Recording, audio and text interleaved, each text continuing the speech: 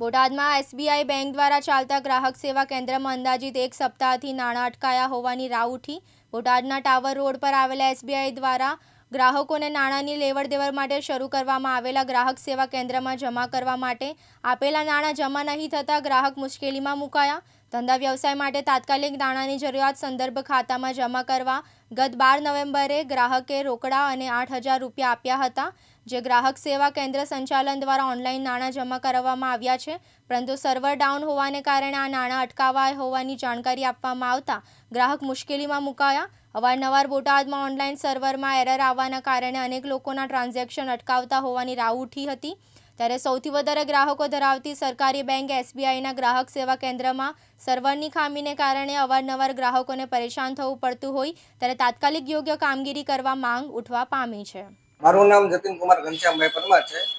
મારું એસબીઆઈ ગ્રાહક સેવા કેન્દ્ર ચાલે છે અહીંયા દેરા બેંકની બાજુમાં સ્ટેશન રોડ પર। એનું નામ બજરંગ ઓનલાઈન સર્વિસ છે।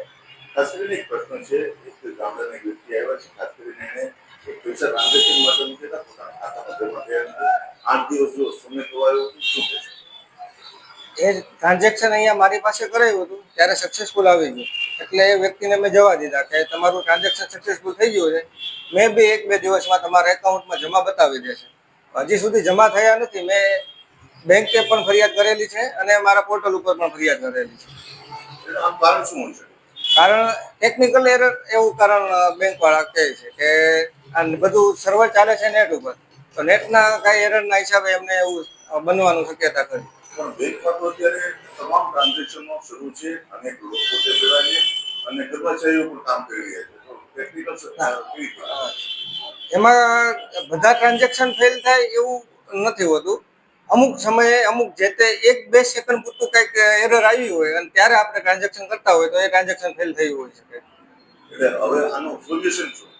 આનું સોલ્યુશન એવું છે કે બેંકની જે ઉપરના સર્વરવાળા વ્યક્તિઓ બેઠા છે એ વ્યક્તિઓ ચેક કરે પછી એમના એકાઉન્ટમાં એ ક્રેડિટ કરી દે છે। જતીનભાઈ, આવું જે ટ્રાન્ઝેક્શન વારંવાર આવું ટેકનિકલ ખામી વારંવાર આવે? હા, એટલે આવી તમારી મુશ્કેલી અવારનવાર પોતાના તમામ સેવા કેન્દ્રોમાં પડતી છે? હા, સર્વર તો બધાને એક જ હોય છે। એનું સોલ્યુશન શું? સોલ્યુશન તો હવે ઉપર બેંકના ઉપલી અધિકારીઓ બેઠેલા છે એ અધિકારીઓ કરી શકે। અમારે તો અમારું જે રૂટીન વર્ક છે જમા કરવાના ઉપાડ કરવાના એટલા પૂરતું જ અમારે લિમિટેડ હોય। ખાસ કરીને એસબીઆઈના લાખો ગ્રાહકો હોય છે, ત્યારે આવી મુશ્કેલીથી અનેક લોકોને તકલીફ પડતી શું કરવું જોઈએ? આમાં તો ઉપલી અધિકારીઓ જો કાંઈ ચેન્જ કરે અને આ પ્રોબ્લેમ જે વારે વારે થાય છે તો સમાધાન આવે। અમારી પાસે એનું સમાધાનનું અમારી પાસે હોતું નથી। પરવીનભાઈ ક્યાં રહ્યો છો તમે? તમે ગરડા રોડે? અહીંયા તમે એસબીઆઈ સેવા કેન્દ્રમાં આવ્યા હા હતા? હા, 12 તારીખે હું સાહેબ 8,000 રૂપિયા મારા ખાતામાં જમા કરવા આવ્યો હતો અને 12 તારીખની જે સાંજે મેં ખાતામાં જોયું હતા પૈસા આવ્યા નતા। પછી હું પાછો આવ્યો ગ્રાહક સેવા કેન્દ્ર, હજી મેં કીધું પૈસા આવ્યા નથી મારા ખાતામાં, થાય કે હવે સર્વર ડાઉનના કારણે ન આવ્યા હોય એમ કરતા કરતા 12 તારીખના બદલે આજ 17 તારીખ થઈ ગઈ પણ હજી સુધી મારા ખાતામાં 8,000 રૂપિયા આવ્યા નથી મારા ખાતામાં। હવે હા, મેં પેલા બેંકમાં ગયો, મેં કીધું સાહેબ એવી રીતનું બન્યું છે, કારણ કે એમને જોયું થાય કે તમારા ખાતામાં હજી પૈસા આવ્યા નથી, તમે ત્યાં મળો ગ્રાહક સેવા કેન્દ્રને કે ત્યાં એને મળવાનું કે અમારી પાસે આવ્યા નથી પૈસા, એટલે અમારથી કાંઈ થાય નહીં કે એમ। કારણ શું કે છે?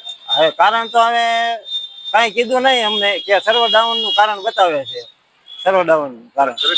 તાત્કાલિક તમારા પૈસાની જરૂર છે? હા, મારે નાખવાના, નાખીને પછી મારે થોડાક દિવસ પછી બીજાને નાખવાના હતા પૈસા, જરૂર હતી મારે, પણ હજી પૈસા હજી સુધી આવ્યા નથી। આજ 17 તારીખ થઈ ગઈ। શું હોવું જોઈએ? તાત્કાલિક શું માંગ છે તમારી? મારે ધંધો હોય ને, ધંધા માટે ટ્રાન્સફર કરવાના હતા પૈસા। પોતાભાઈ શેખલિયા, દિવ્યાંગ ન્યૂઝ, બોટાદ।